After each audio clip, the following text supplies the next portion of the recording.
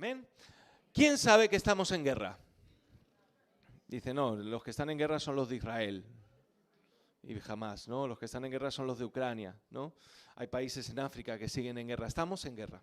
Mira, la realidad espiritual que debemos de considerar es que hay una guerra que no es contra carne ni sangre, no es sino contra principados, contra potestades, contra huestes de maldad en los lugares celestiales. Y esa guerra es una guerra que ya ha sido ganada. Es la gran bendición que podemos sentir como pueblo de Dios. Cristo en el madero venció a la muerte y el pecado, a las tinieblas, para que ahora nosotros podamos estar convencidos y seguros de que finalmente veremos a Satanás totalmente vencido. Amén. Esa es una realidad. Ahora, Satanás quiere hacernos creer como iglesia que no estamos avanzando en el reino. Quiere hacernos creer que no hay nada que nosotros podamos hacer para evitar que Él siga gobernando en este mundo. Recuerda que Él se ha puesto en un lugar como príncipe de este mundo y así se le conoce. La palabra de Dios dice que es el príncipe de este mundo, no porque sea un príncipe legítimo, sino porque Él ha usurpado un lugar que le correspondía al hombre.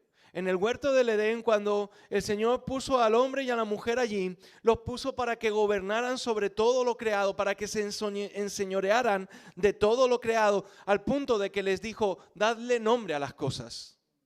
Quiere decir que había un poder que Dios le había otorgado, una autoridad que Dios le había otorgado al hombre para que gobernara y juzgara sobre todas las cosas creadas. Dios le dio una orden, Dios le dio un lugar al hombre, pero el hombre lo cedió. Y se lo cedió a Satanás. En el momento en que escuchó su voz, en el momento en que le dio lugar en su corazón, Satanás pasó a enseñorearse del hombre y de todo lo creado. Y todo lo creado pasó a ser poco a poco destruido. Totalmente destruido. Porque la obra de Satanás es esa. La obra de Satanás, ¿qué pasa en una guerra? Cuando termina una guerra, ¿cómo quedan las ciudades? ¿Cómo quedan las personas? ¿Cómo queda todo lo que ha sufrido a causa de esa guerra? España sufrió una guerra civil y quedó totalmente destrozada. Dicen los que vivieron aquella época que cuando termina la guerra civil no había para comer en las ciudades. Había lugares que habían quedado totalmente destruidos. Casas totalmente derribadas, gente que no tenía dónde volver porque no tenía hogar ya, porque no había nada donde poder llegar porque había sido totalmente destruido. Familias rotas a causa de la guerra, que habían perdido a un ser querido, a un hermano, a una hermana, a un padre, a una madre. Familias que antes de la guerra estaban completas y que después de la guerra a lo mejor quedaba uno o ninguno. Y esa es la realidad espiritual que hoy en día vivimos, una batalla, una guerra en la que nosotros como pueblo de Dios muchas veces estamos anestesiados, pensando que no va con nosotros la cosa. Lo escuchamos de fondo, ¿verdad? No, es que lo que pasa en tal sitio. No, lo que pasa, mira, es un eco, es una realidad de lo que se vive espiritualmente. Hay una guerra espiritual, hay una batalla en las cosas invisibles. Y como pueblo de Dios debemos de entender que en esa batalla nosotros tenemos una parte. Esa batalla no solamente entre ángeles, es una batalla que como pueblo de Dios podemos enfrentar, porque Dios nos ha dado herramientas, nos ha dado armas para poder luchar contra ella. Mira, ayer el texto lema que tenían la iglesia en cuanto a misiones era la carta de Filipenses en el capítulo número 3, versículo número 14, y lo voy a leer. Búscalo, por favor, para corroborarlo en la Nueva Traducción Viviente. ¿Sí? Filipenses capítulo 3, versículo número 14, os lo voy a leer en la versión de la Nueva Traducción Viviente. Y dice, ¿lo tienes? Amén. Venga, vamos a ponernos en pie, en señal de respeto a la palabra. ¿Sí?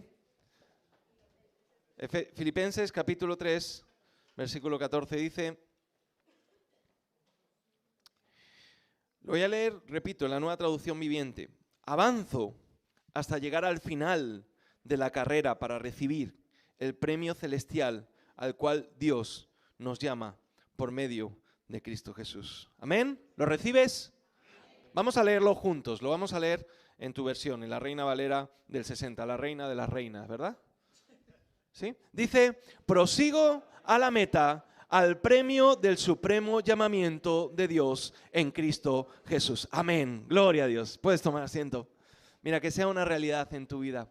Ahora, es muy fácil,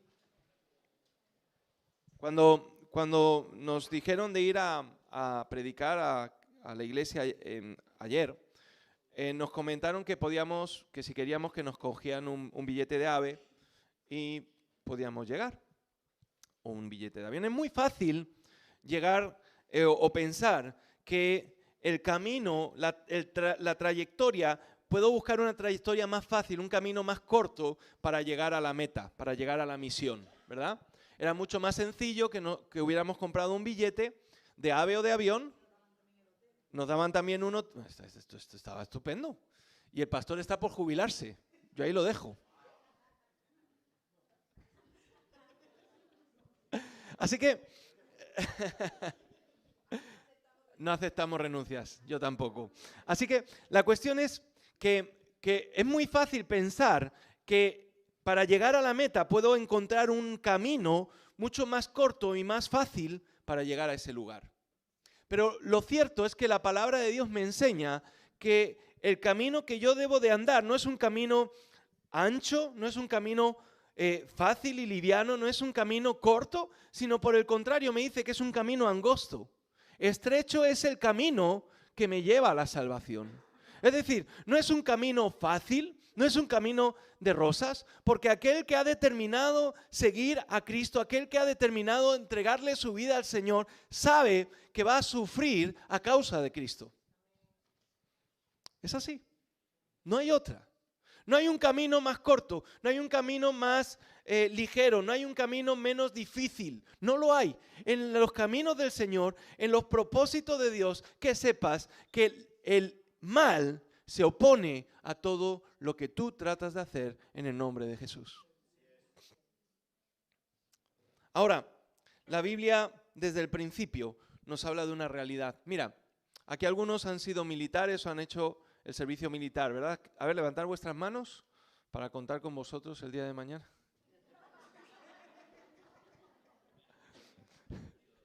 Retiro lo dicho. Mira, en el servicio militar, yo no lo hice, no por pies planos, ni por nada por el estilo, ni por ser cegato, no lo hice porque no me dejaron. Cuando llegó el tiempo de que me mandaron la carta, yo fui, me tomaron medidas y todo lo demás, pero cuando llegó el tiempo,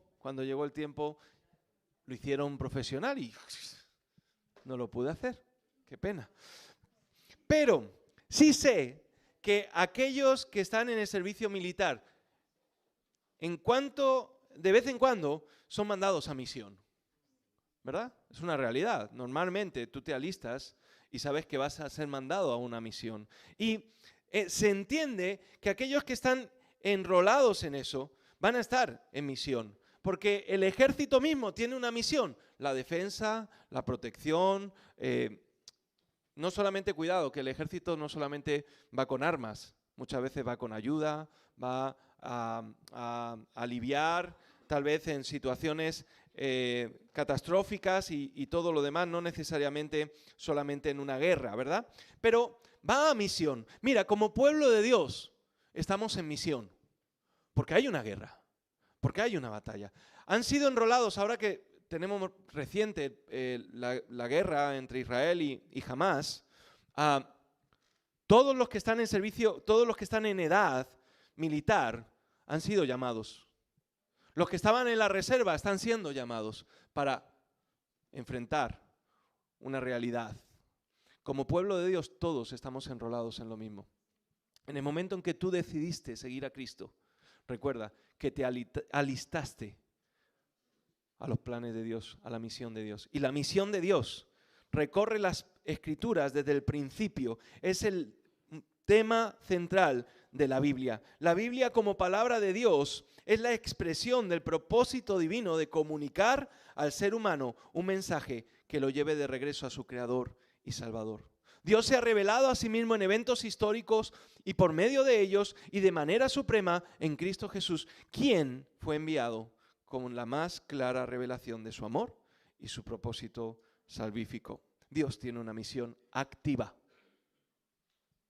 Una misión activa. ¿Qué significa eso? ¿Escucháis de la guerra de Ucrania con Rusia ahora? Normalmente, últimamente no salen las noticias. ¿Por qué? Porque hay otra guerra que importa más, o que tiene un interés mediático, ¿verdad? Pero la guerra en Ucrania sigue activa. El hecho de que tú no la escuches no significa que se haya acabado. Sigue ahí, sigue latente, sigue palpable, sigue evidente. La misión de Dios sigue activa. ¿Lo sabías? No ha terminado. No pienses que porque vives un tiempo de paz, todo ha terminado y no hay nada más que hacer, o que aparentemente las huestes de maldad se han retirado y están escondidas y no quieren. No, las huestes de maldad están activas al día de hoy. Y la alarma sigue sonando. Una alarma que tiene que ver con todos aquellos que aún no han venido al arrepentimiento de sus pecados. Mira, aquellos que sirven y participan en esa misión, Dios los inicia y los sostiene. Y hoy la iglesia es el instrumento de Dios llamados a participar en su misión. Y empieza en Génesis. Génesis 3, capítulo 15, nos dice la palabra del Señor cuando el Señor le está... ya ha visto que Adán y Eva han pecado y sabe el motivo por el cual lo han hecho, y allí está la serpiente, ¿verdad? Satanás, y le dice: yo pondré enemistad entre ti y la mujer, entre tu simiente y la simiente suya. No pienses que eres amigo de Satanás, no pienses que Satanás puede llegar a ser tu amigo, nunca va a ser tu amigo. Satanás no hace rehenes, él destruye a todo aquel que toma. Nunca pienses que Satanás te va a dar algo bueno a cambio de nada. Si Satanás te da algo bueno, lo va a hacer con la única intención de tomar tu vida y usarla, y cuando ya haya terminado de usarla, destruirla. Así actúa el enemigo. Y puedes verlo en la esfera material de las cosas, cómo Satanás de alguna manera expresa esa realidad a través de determinadas situaciones que tal vez hemos oído, hemos leído, hemos escuchado. Este te herirá en la cabeza, hablando de Cristo Jesús, y tú le herirás en el calcañar, hablando de la muerte de Jesús y su resurrección. Mira, el término que usan los teólogos desde hace un tiempo, desde hace unos siglos, es la Mission Dei, la misión de Dios. Y el objetivo de esta misión es traer la justicia a las naciones. Justicia de Dios que demanda una justicia social. Una justicia social no meramente centrada en la moralidad privada de cada uno. La misión de Dios es la actividad de Dios en la historia humana para rescatar a la humanidad de su deshumanización cultural, política, económica y social, así como de su alineación espiritual respecto a Dios. ¿Te has dado cuenta de las manifestaciones que hay actualmente en España? ¿Por qué alguien se manifestaría? ¿Quién está detrás de todas y cada una de las situaciones que vivimos a nivel social, a nivel económico, a nivel cultural, político? Mira, yo no me defino ni de un lado ni de otro. Lo que sí sé es que Satanás usa a unos y a otros para destruir, para acabar con la justicia que Dios ha querido traer a través de su palabra. Y es por eso que se aprueban leyes que van en contra del propósito y la voluntad de Dios. Y es por eso que sigue habiendo marginados en la sociedad. Sabes que en Madrid los hay. No te tienes que ir muy lejos, no te tienes que ir a Senegal, no te tienes que ir a cualquier... En Madrid hay marginados. Por una condición, por una situación X, son marginados. Hay muchos que tienen una conciencia social, pero que no viene del Padre, sino que es una conciencia social que nace de un corazón, que lo único que busca es saciar su propio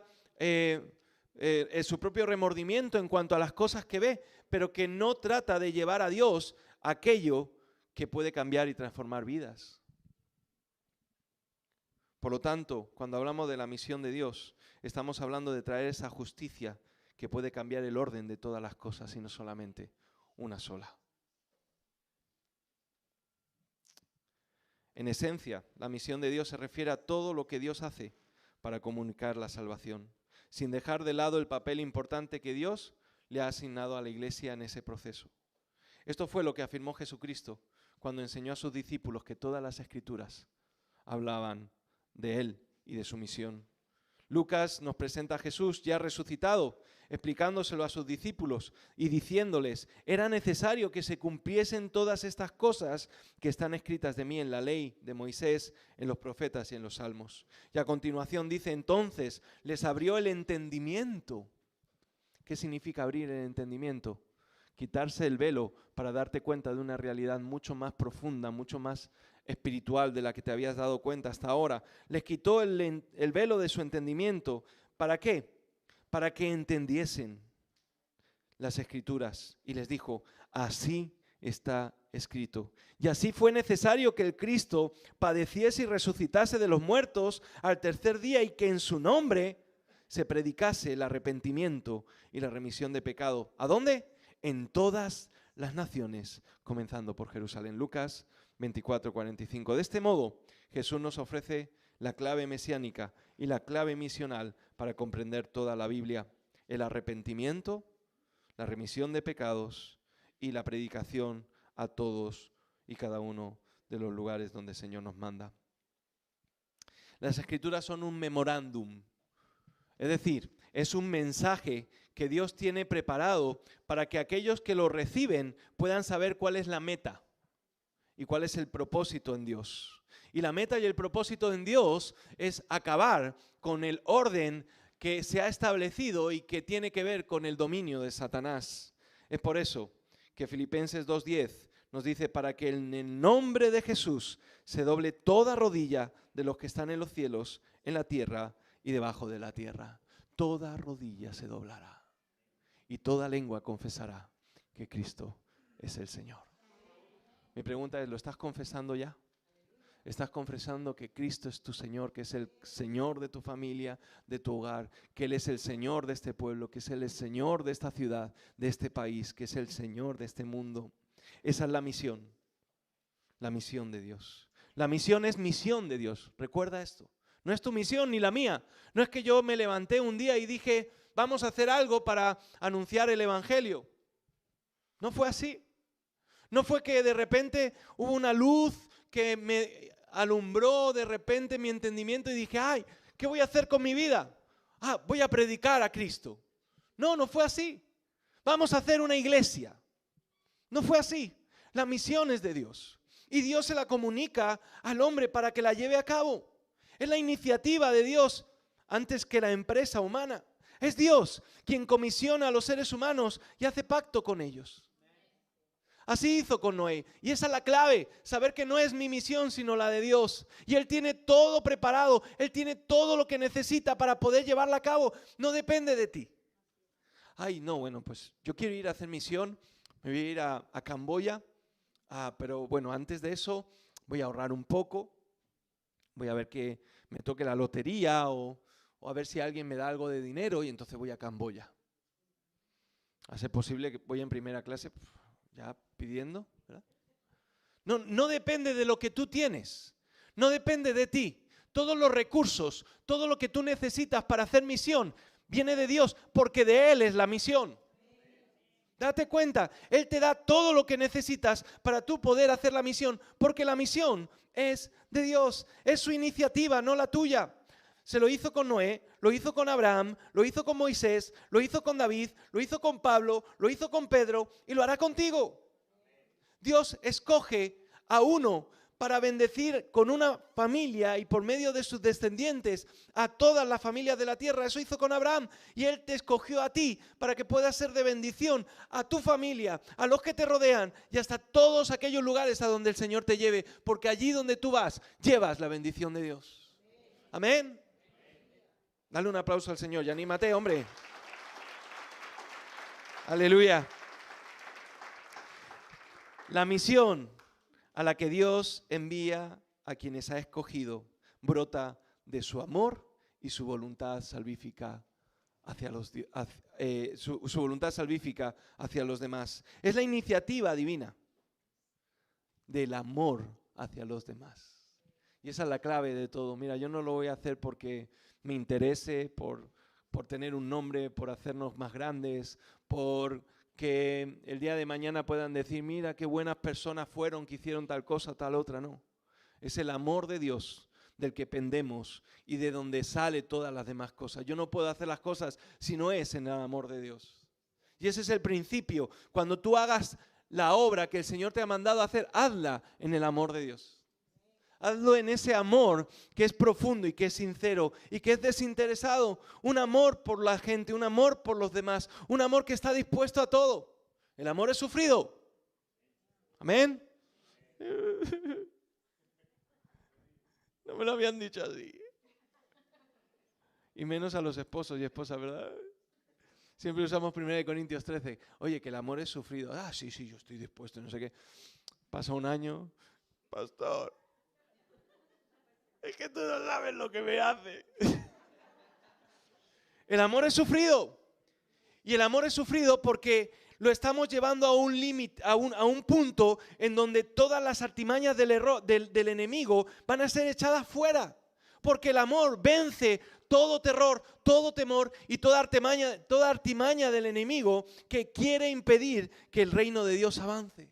Pero el reino de Dios avanza y no avanza con espada, ni con carretas, ni con ejércitos, en el poder del Espíritu de Dios, en el amor que Dios nos ha dado. Mira, la misión de Dios es una misión a la que envía a sus escogidos siempre a una misión imposible.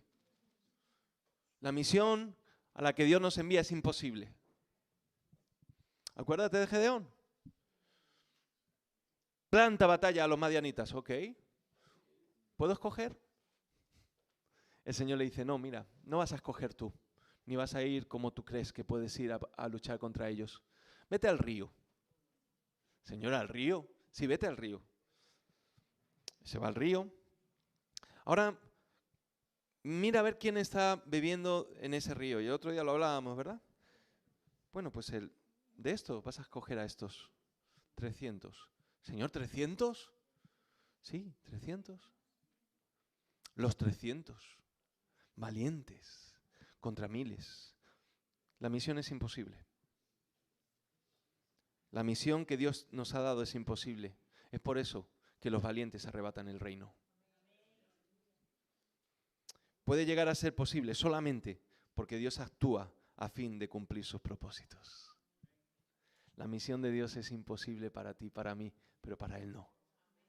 Y esa es la bendición que sabemos que tenemos, que Él es el que va a cumplir sus propósitos en su iglesia, en tu vida y en la mía, porque es su misión y Él es el Todopoderoso, el poderoso de Israel. Esta es una línea que atraviesa toda la Escritura, empezando por Abraham, a quien Dios le promete tener una descendencia como las estrellas del cielo, como la arena del mar, siendo ya anciano. A quien Dios le promete que en su descendencia serían benditos todas las naciones de la tierra. Así ocurre con Moisés, a quien el propio Moisés le dice al Señor, Señor, si yo no sé hablar, si yo soy tartamudo, si no puedo hablar con mi pueblo. Y el Señor dice, lo que es imposible para ti, es posible para mí. Así ocurre con Jeremías, que le dice, Señor, soy joven. Y a lo mejor tú puedes decir, no, yo soy joven, aunque tiene 50 años. Soy joven. Y el Señor te dice, no hay edad. Yo uso a pequeños y a grandes para llevar a cabo mi misión, porque yo hago posible lo que para el mundo y para ti, para mí, es imposible. Jesús mismo nació de una forma milagrosa por medio del Espíritu Santo. En su manera de narrar la historia, la Biblia parece advertirnos contra actitudes triunfalistas que le den gloria a la agente humano en la misión de Dios.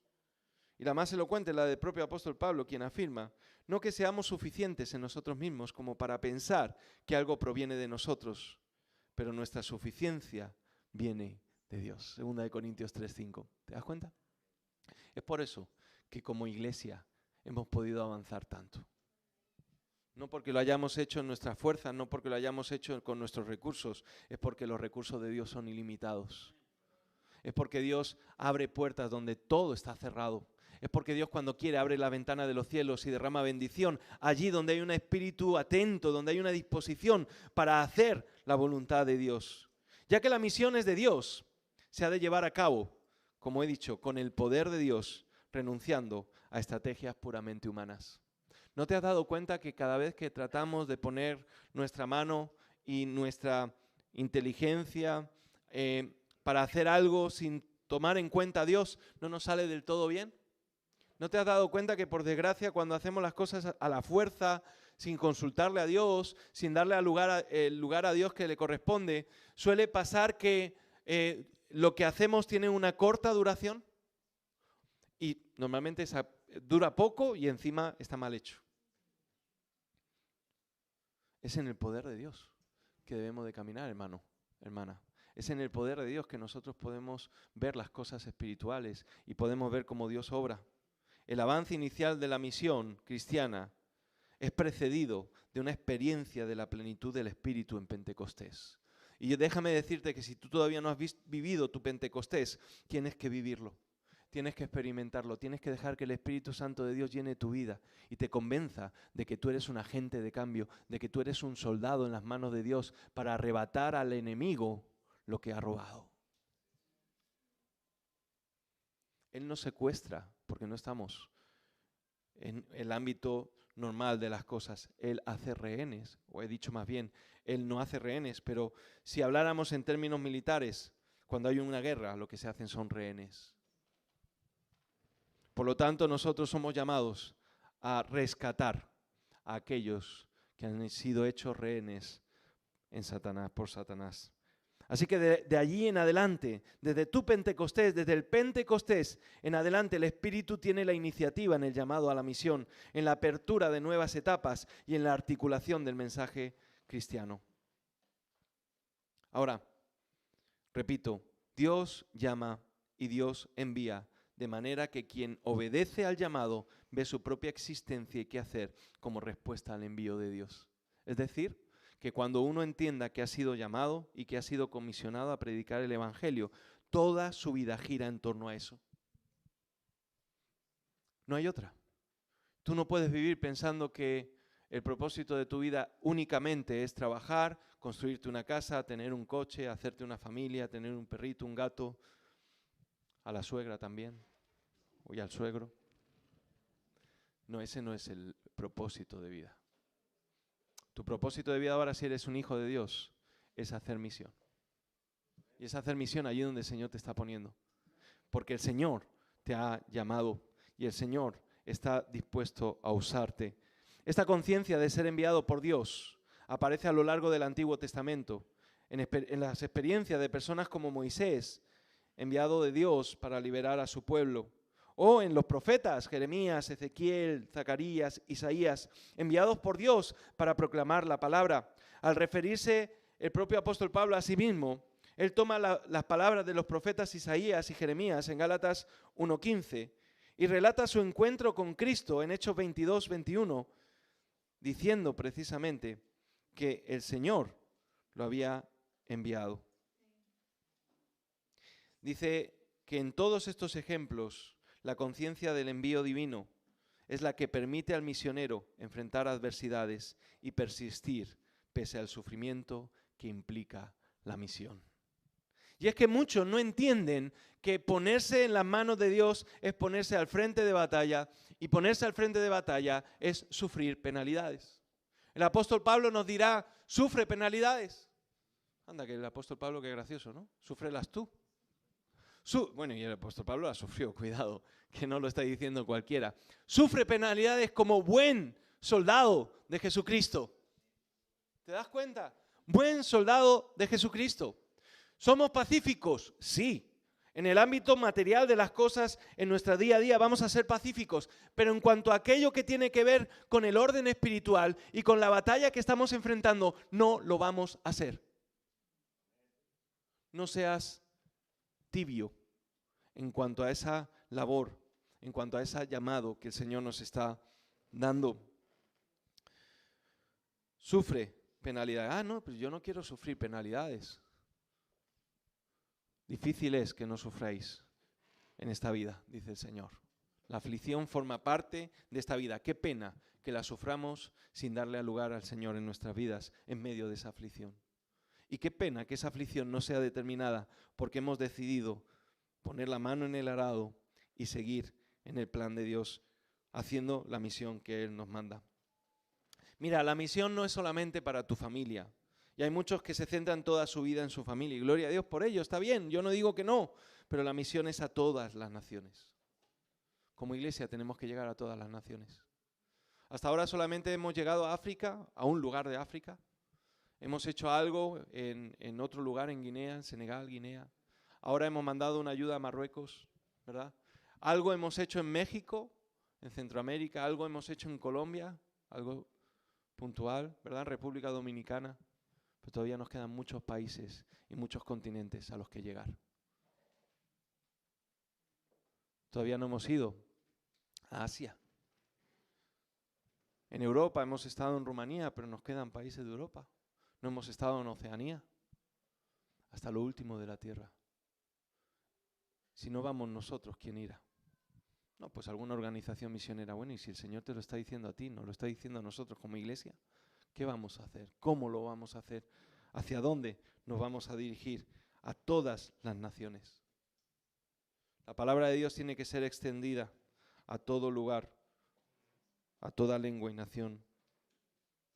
El Salmo 67 nos dice, el versículo 1 y 2, Dios tenga misericordia sobre nosotros y nos bendiga, haga resplandecer su rostro sobre nosotros, para que sea reconocido en la tierra tu camino y en todas las naciones tu salvación. ¿Cuál es nuestra misión? ¿A dónde estamos llegando? ¿Cuál es el terreno de batalla en el que nos encontramos? Individualmente, como personas, como familias, pero también como iglesia. ¿A dónde queremos llegar? ¿A dónde nos está llamando el Señor? De nada sirve plantar batalla donde no se llama plantar batalla. Ya está siendo predicado, está siendo sembrado la palabra de Dios en un lugar, ya se está plantando batalla en un sitio. Gloria a Dios. Vayamos a otro. Pero hagamos lo que el Señor nos ha mandado hacer. ¿Me estás siguiendo, hermano? ¿Hermana? A partir del versículo 40 de Isaías, después de las palabras de consuelo y reparación y fortaleza para Israel, hay una afirmación a una dimensión universalista que dice en el versículo 5, entonces se manifestará la gloria del Señor y todo mortal juntamente lo verá. Se anuncia el establecimiento de justicia en la tierra y se reafirma que Israel será luz para las naciones. Dios usaría, en este caso, un rey gentil como Ciro para llevar a cabo su obra. Imagínate, si usó a alguien que no creía en Dios, ¿cuánto más te usará a ti, que eres un hijo de Dios? Jesús recuerda a sus oyentes en Lucas capítulo 4, versículo 16 al 29, que en el pasado Dios había obrado a favor de la gente de otras naciones, como la viuda de Sarepta, bendecida por el profeta Elías, como el general Naamán, curado por la intervención del profeta Eliseo. Y esta referencia a la bendición de Dios a otras naciones enfurece a los oyentes de Jesús al punto de que quieren matarlo. Las tensiones entre israelitas que han comprendido su misión hacia otras naciones e israelitas que quieren la bendición exclusivamente para sí mismos marca el relato misionero de Lucas y Hechos. Y yo me pregunto, ¿para quién quieres tú la bendición? ¿Solamente para ti? ¿Nadie la necesita más que tú? No, es que los que están en los poblados ahí vendiendo droga, esos que se pudran y se mueran y que no le llegue Cristo, porque se lo merecen, ¿verdad? Bueno, cuando no pensamos en ellos, a lo mejor no estás diciendo que se pudran o se mueran, pero estás dejando de ver una realidad en donde estos han sido vencidos por Satanás y lo único que les queda es ir al infierno. Quiero decir que muchas veces tenemos el campo presente de lo que debemos de hacer y sin embargo no lo hacemos. Y Dios nos está llamando a algo más. Ay, no, yo ya he hecho suficiente porque yo vengo a reparto de ropa, yo vengo a clasificar ropa. Está bien, gloria a Dios. Gracias, hermano, hermana, por venir al reparto de ropa. ¿Solo eso? ¿No hay algo más que el Señor te esté pidiendo que hagas? ¿Seguro? Y digo, está bien, pero seguro el Señor nos está llamando a algo más. La misión de Dios es para todo el pueblo y no para unos pocos. Tanto en el Antiguo Testamento como en el Nuevo, Dios obra su voluntad en el mundo por medio de un pueblo. El pueblo de Dios es el instrumento que lleva adelante la misión. El pueblo de Dios llamado a ser un pueblo distinto a los pueblos que lo rodean y que no conocen de Dios. Tus vecinos, ¿saben que eres distinto? ¿Tus familiares saben que ha pasado algo y que ahora eres distinto porque eres de Cristo? El ser es el primer aspecto de la misión que precede al quehacer. En el llamado Abraham hay una demanda, Génesis 17:5. Yo soy el Dios Todopoderoso, camina delante de mí y sé perfecto. Y es lo que el propio Señor Jesús en Mateo 5:48 nos dice: sed pues vosotros perfectos como vuestro Padre que está en los cielos es perfecto. Y el salmista en el capítulo 96, versículos 1 al 3 nos dice: cantad al Señor toda la tierra, cantad al Señor, bendecid su nombre, anunciad de día en día su salvación, contad entre las naciones su gloria y entre los pueblos sus maravillas. Eso es para ti, para mí, no solamente para los que están en el campo misionero, no solamente para aquellos que están al frente, no solamente para los pastores, es para ti y es para mí. Mira, para el año que viene queremos crecer y ese va a ser el lema, os lo adelanto, queremos crecer. Y no queremos crecer, como he dicho, porque nos guste ser más. Queremos crecer en el sentido de que el Señor traiga y haga de este lugar, de este pequeño lugar de altar al Señor, un lugar en donde muchos vengan a alabar y bendecir el nombre del Señor y en donde se comprometan para ir a las naciones. Todavía no hemos mandado misioneros para de forma permanente estar trabajando en la misión. Sí, hemos mandado misioneros en un tiempo corto, en un tiempo temporalmente para poder acompañar a la misión a otros misioneros que están en el campo misionero, pero como iglesia todavía no hemos mandado un misionero. Y nos decimos ser una iglesia misionera. Anhelamos y deseamos que salgan misioneros al campo misionero. Y que salgan no porque nosotros les damos el dinero necesario para que salgan, no porque nosotros les llevamos al lugar y les ponemos algodones para que no les pase nada, sino porque el Señor nos ha llamado y hay un ministerio que es el de hacer misión, pero todos somos llamados a hacer misión.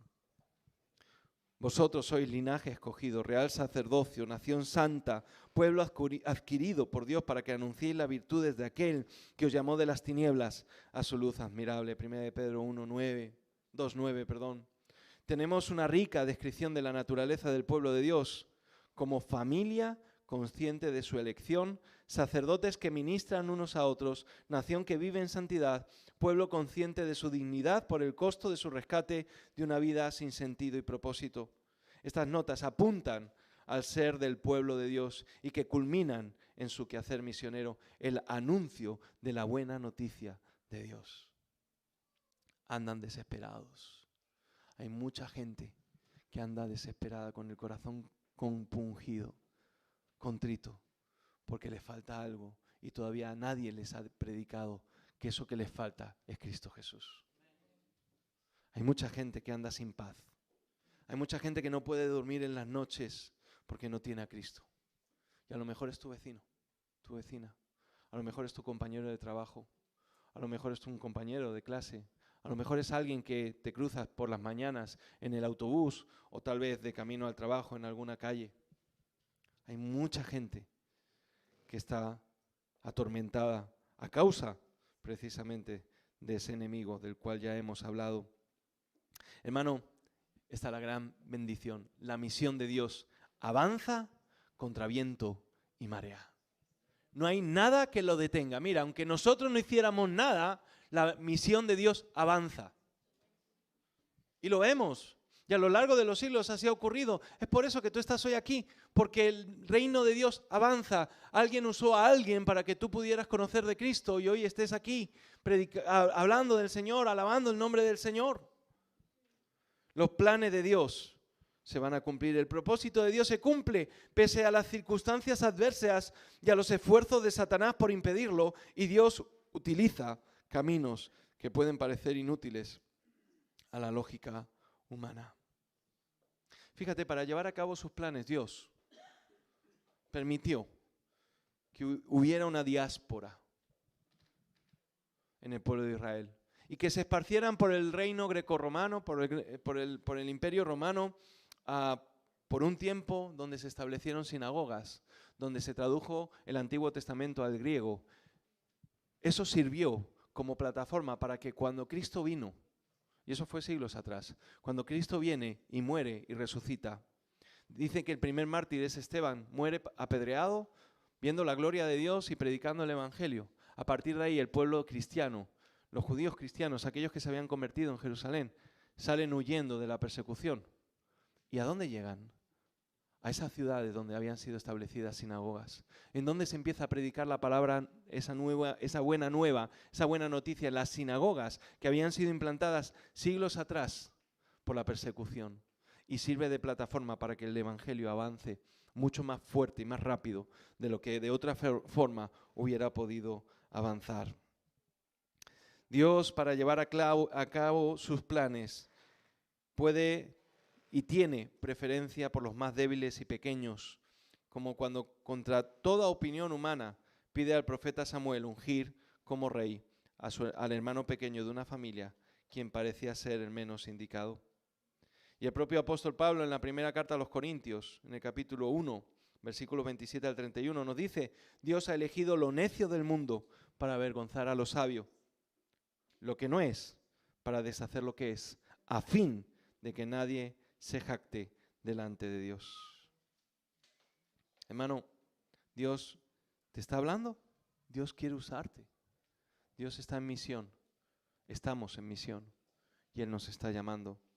La salvación pertenece a nuestro Dios, que está sentado sobre el trono, y el Cordero. Acaba Apocalipsis 7, versículos de 9 al 10. La visión de la iglesia global, fruto del anuncio del Evangelio, es una realidad histórica hoy en día como nunca antes. Y la iglesia sigue embarcada en la misión con el único fin de que todavía muchos puedan conocer de Cristo y ser rescatados de las garras del enemigo. Amén.